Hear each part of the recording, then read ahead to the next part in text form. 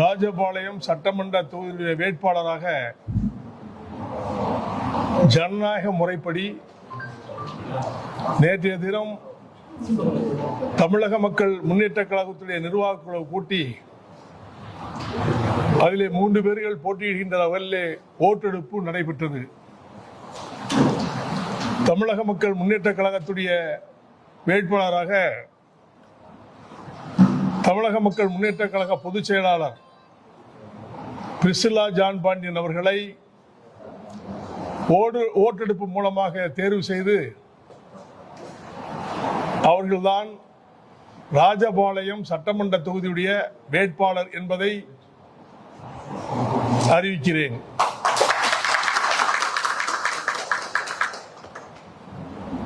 இன்று சாயங்காலத்திலிருந்து தொகுதிக்கு சென்று பணிகளை சிறப்பாக செய்து வெற்றி பெற தமிழக மக்கள் முன்னேற்ற கழகத்தின் சார்பிலேயும் தேசிய ஜனநாயக கூட்டணியின் சார்பிலேயும் அவர்களுக்கு வாழ்த்துதலை சமர்ப்பிக்கிறேன்.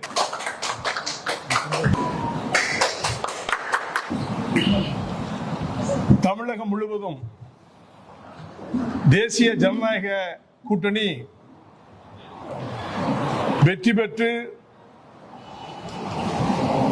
அண்ணன் எடப்பாடி அவர்கள் முதலமைச்சராக ஆட்சி பீடத்திலே அமர்வார்கள் என்பதை மகிழ்ச்சியோடு தெரிவித்துக் கொள்கிறேன். இதுவரை வரலாறு காணாத வெற்றி வேட்பாளராக ராஜபாளையம் சட்டமன்ற தொகுதியிலே பிரிசில்லா பாண்டியன் அவர்கள் நன்கு படித்தவர்கள், வழக்கறிஞர், Pondicherry Tamil Nadu bar council member, executive chairman, B Ed எம்எல்லாம் படித்தவர்கள், அதிகமாக படித்தவர்கள், மக்களுக்காக சேவை செய்யக்கூடிய மனப்பாங்கு படைத்த ஒரு நல்ல வெற்றி வேட்பாளரை நாங்கள் தேர்வு செய்திருக்கின்றோம். இதன் அடிப்படையிலே அவர்கள் நிச்சயமாக ராஜபாளையம் தொகுதியிலே வாழுகின்ற அனைத்து ஜாதி சமுதாய மக்களுக்காக சேவை செய்வதற்காக அவர்கள் காத்துக் கொண்டிருக்கின்றார்கள். அவர்களுக்காக பணி செய்வார்கள். நல்லபடியாக சேவை செய்து அந்த தொகுதியை மீண்டும் எப்பொழுதுமே அவருடைய தொகுதியாக தக்க வைப்பார்கள் என்ற நம்பிக்கையோடு அவர்களுக்கு இந்த தொகுதியை நாங்கள் அறிவிக்கின்றோம். வேற ஏதாவது கேட்கலாம். ராஜபாளையம் தொகுதி கலாய்வு ஏதாவது பண்ணிருக்கீங்களா? இப்போ அங்க என்ன தேவை, நம்ம என்ன செய்ய போறோம்? நாங்கள் தொடர்ந்து ஓராண்டுக்கு மேலாக அந்த ராஜபாளையம் தொகுதியில வேலை செஞ்சிருக்கோம். அந்த தொழிற்சாலைகள் நிறைந்த இடம், அதே மாதிரி கைத்தறி அதெல்லாம் நிறைய மில்லெல்லாம் மூடி இருக்காங்க, அதெல்லாம் திறக்கணும். தொழிலாளர்கள் நிறைந்த இடமாக இருப்பதனால் தொழிலாளர்களுக்கு வேலை செய்வதற்கான ஆக்கப்பூர்வமான செயல்களை செய்வார்கள். தண்ணீர் பிரச்சனை அங்கே அதிகமாக இருந்து கொண்டிருக்கின்றது. இதற்கு முன்னால் இருந்த திராவிட முன்னேற்ற கழகத்துடைய சட்டமன்ற உறுப்பினர் அந்த தொகுதியில் உள்ள மக்களுக்கு எதுவுமே செய்யவில்லை என்பது மக்களுடைய குறைபாடு. அது எங்களுக்கு பிளஸாக வெற்றி வேட்பாளருக்கு அமையும் என்பதை நான் சொல்லிக்கொள்ள கடமைப்பட்டிருக்கின்றேன். அந்த தொகுதி தொழிலாளர்கள் நிறைந்த தொகுதி, விவசாயத்தை சார்ந்தவர்கள் நிறைந்த தொகுதி, ஏழை எளிய பாமர மக்களுக்காக சேவை செய்யக்கூடிய மனப்பாங்கு இங்கு அமைந்திருக்கிறது என்பதை மகிழ்ச்சியோடு தெரிவித்து, நம்முடைய வெற்றி வேட்பாளர் பிரிசில்லா பாண்டியன் அவர்கள் தேர்தல் காலத்திலே புகுந்து இதுவரை யாருமே செய்ய முடியாத சேவைகளை எல்லாம் அவர்கள் வெற்றி பாதையிலே சென்று செய்வார்கள் என்ற நம்பிக்கையோடு களமிறக்கின்றோம். நிச்சயமாக அவர்கள் வெற்றி பெறுவார்கள். நம்முடைய சின்னம் தாமரை சின்னம், அதான் முக்கியமா பார்க்கணும்.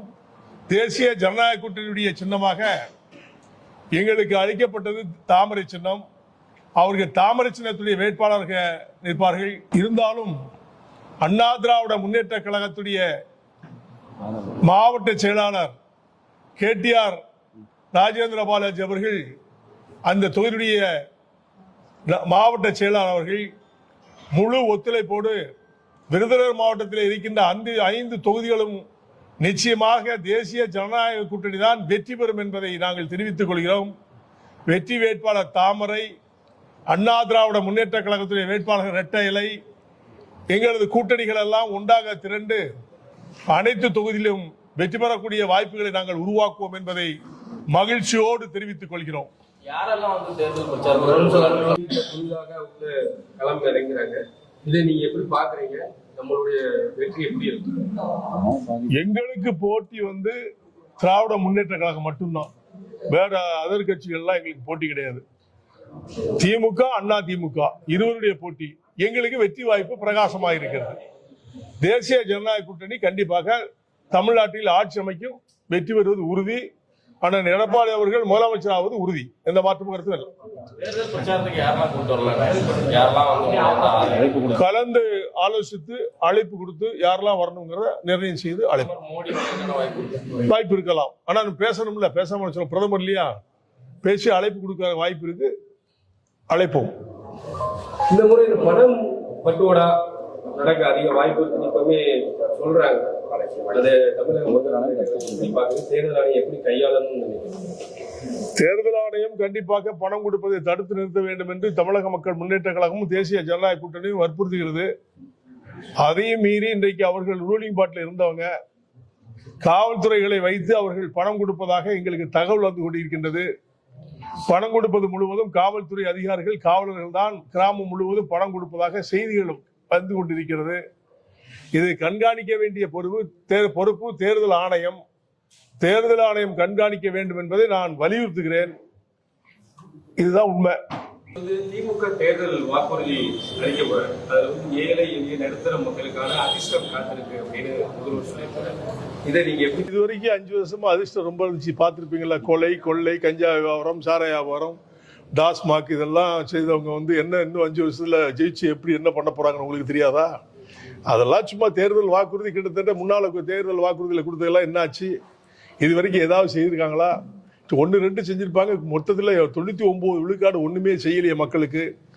தேர்தல் வாக்குறுதி என்பது திமுகவுடைய வாக்குறுதி, பொய்த்து போன வாக்குறுதி. அவர்கள் பொய்யை தவிர வேறு ஒன்றும் சொல்லுவதற்கு இல்லை. பொய் சொல்லியே மக்களை ஏமாற்றி ஆட்சி பீடத்தில் அமர்ந்தவர்கள் இனிமால் செய்ய போகின்றார்கள். வாக்குறுதி என்பது பொய்யானது. இந்த மக்கள் இப்பொழுது நம்ப மாட்டார்கள். திராவிட முன்னேற்ற கழகத்தை அப்புறப்படுத்த வேண்டும் என்ற குறிக்கோளோடு மக்கள் வேலை செய்து கொண்டிருக்கின்றார்கள். ஆசிரியர் பெருமக்கள், காவல்துறையினர், அரசு அதிகாரிகள், அரசு துறையில் வேலை செய்கின்றவர்கள், இப்பேற்பட்ட துப்புரவு தொழிலாளர்கள், ஒட்டுமொத்தவர்களுக்கும் எதிர்ப்பாக இருக்கின்ற திராவிட முன்னேற்ற கழகம் எப்படி ஆட்சி பீடத்தில் உட்கார முடியும்? அவர்களுக்கெல்லாம் செய்த நன்மைகள் என்ன? அவர்கள் கொடுத்த வாக்குறுதியை ஏதாவது செய்திருக்கின்றார்களா? இதுவரை செய்யவே இல்லையே. அப்படி இருக்கும்பொழுது எப்படி இவர்கள் வாக்குறுதி எல்லாம் உண்மையாகும்? ஆகவே அவர்கள் சொல்லுகின்ற வாக்குறுதி முழுவதும் ஏழை எளிய மக்களை நசுக்குகின்ற வாக்குறுதியாகத்தான் இருக்குமே தவிர பேசுவது ஒன்று, செயல்படுவது ஒன்று. ஆகவே இது பொய்த்து போன வாக்குறுதியாக நான் கருதுகிறோம்.